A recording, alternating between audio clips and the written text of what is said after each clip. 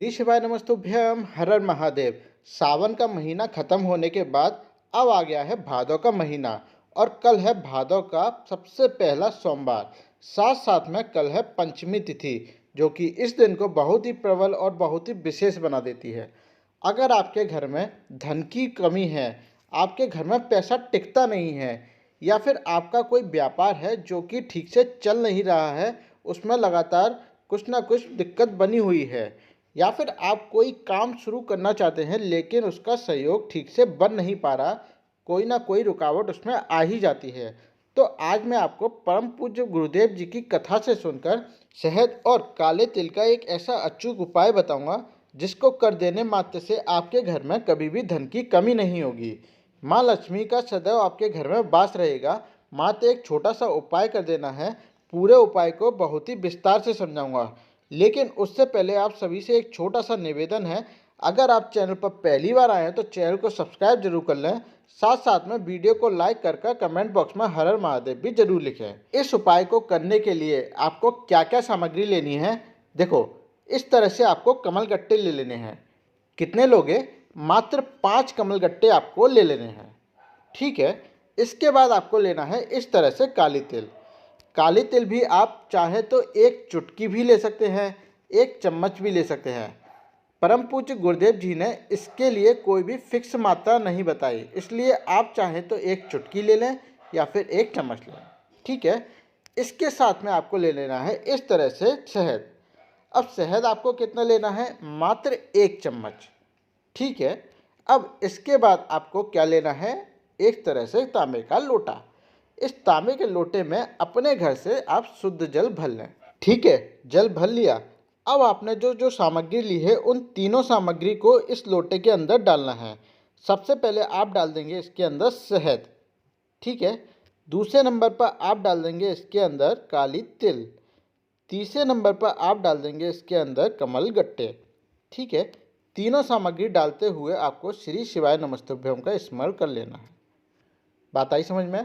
अब इन तीनों सामग्री को डालने के बाद इस लोटे को किसी भी सोमवार के दिन आप लेकर चले जाएं शाम के समय किसी भी बेलपत्री के पेड़ के नीचे।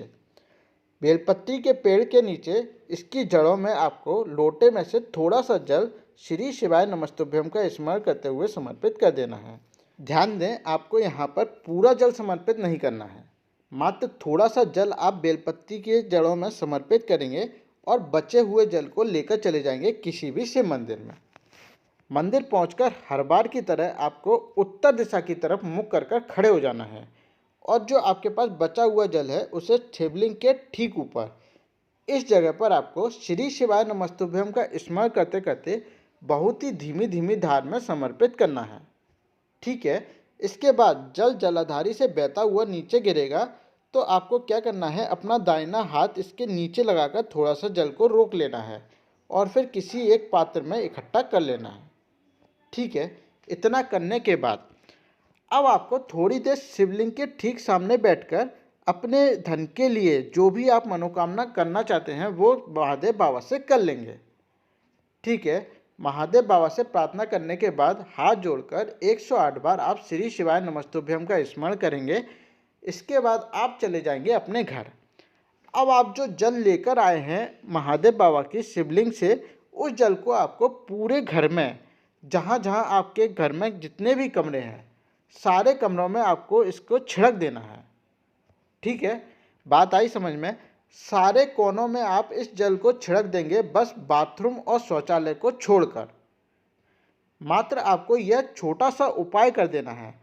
ये उपाय आप चाहे तो सोमवार के दिन भी कर सकते हैं या फिर आप पंचमी तिथि वाले दिन भी कर सकते हैं, लेकिन कल बहुत ही अच्छा सहयोग बन रहा है। सोमवार भी पड़ रहा है, पंचमी तिथि भी है, इसलिए आप कल के दिन इस उपाय को करने से ना चूकें।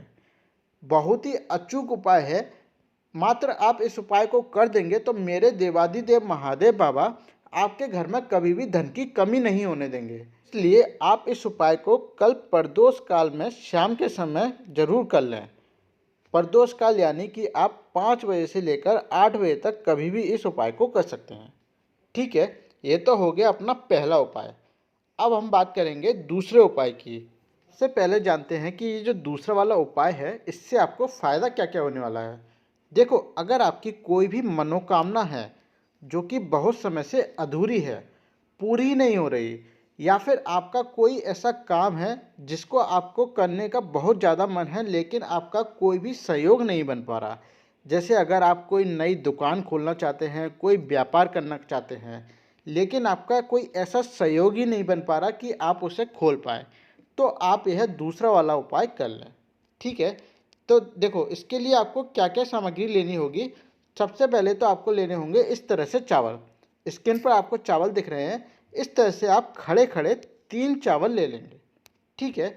इसके साथ-साथ में आपको ले लेनी है इस तरह से काली मिर्च। कितनी लेंगे? मात्र 1 काली मिर्च आपको ले लेना है। ठीक है? और साथ-साथ में आप ले लेंगे इस तरह से तांबे का लोटा, और इसमें अपने घर से आप शुद्ध जल भर लेंगे। ठीक है, बात आई समझ में? इतना करने के बाद अब आप क्या करेंगे, जो आपके पास काली मिर्च है उसको भी आप इस लोटे के अंदर डाल लेंगे। और जो आपके पास 3 चावल हैं, ध्यान से सुनना, जो आपके पास 3 चावल है उसमें से 1 चावल का दाना आप इस लोटे के अंदर डाल लेंगे। ठीक है? ध्यान देना, मात्र 1 चावल का दाना आपको इसके अंदर डालना है। और फिर इन सारी सामग्री को लेकर चले जाएंगे आप किसी भी शिव मंदिर में। मंदिर पहुंचकर हर बार की तरह आपको उत्तर दिशा की तरफ मुख कर कर खड़े हो जाना है। अब आपको क्या करना है, जो आप लोटे के अंदर जल लेके आए हैं उसको आपको महादेव बाबा की शिवलिंग पर 5 जगह पर समर्पित करना है। कैसे करेंगे उसे ध्यान से समझते चलना। सबसे पहले तो आप इस जगह पर भगवान श्री गणेश जी के स्थान पर श्री शिवाय नमस्तुभ्यम का स्मरण करते हुए समर्पित कर देंगे। एक ही कलश के जल में से आपको 5 जगह समर्पित करना है। ध्यान रखना है कि आपको पानी नहीं बदलना, थोड़ा थोड़ा आप समर्पित करते चलें। ठीक है?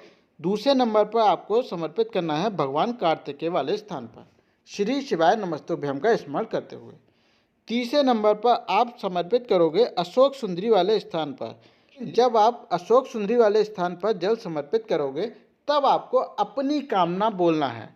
जो भी कामना के लिए आप यह उपाय कर रहे हैं उस कामना को बोलते हुए थोड़ा सा जल अशोक सुंदरी वाली जगह पर समर्पित कर देंगे। ठीक है?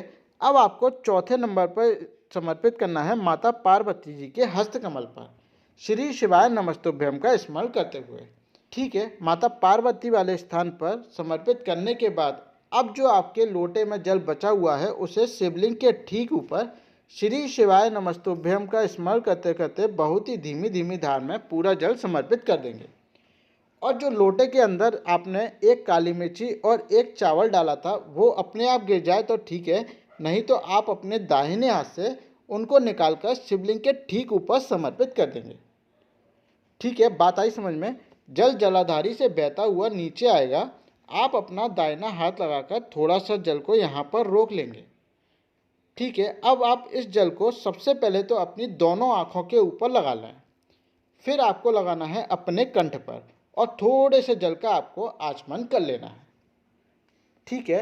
बात आ गई समझ में? अब बात आती है, आपके पास बचे हैं 2 चावल के दाने।